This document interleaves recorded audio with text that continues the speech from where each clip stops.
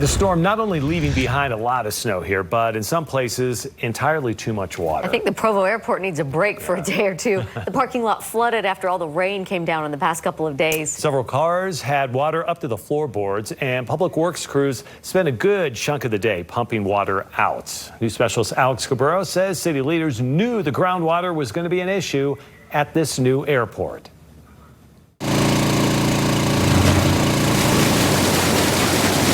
It's what many Utahns have been praying for. Absolutely. But even in a drought-devastated state, there can be too much water if it shows up in the wrong places. We'd always like it to come in a certain fashion where it doesn't create floods.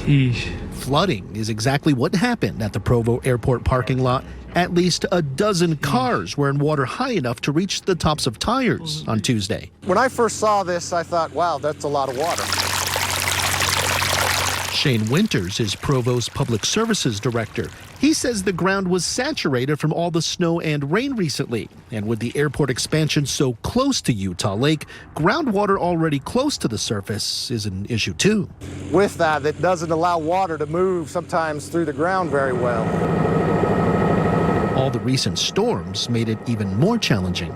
We've received a lot of snow, heavy wet snow with rain, and then heavy wet snow and rain, and so it's been kind of back and forth, and with that really has allowed a lot of water to be conveyed down kind of in the airport area.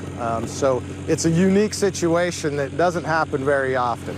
Provo city leaders already had plans to build a second pump station on airport property to help with water issues. Construction is set to begin next month, but too late for what happened yesterday. Yeah, there's a situation here, and our first reaction is, what do we need to do about it? Public works crews spent today pumping water out of the parking lot, and most of the cars that were in deep water have been moved. We were on top of this really quickly. So far, the city says there have been no damage claims. And as for all that water and what's still to come this winter, Winters feels the more, the better. Absolutely, for the city, for Utah, we will take as much water that we can get.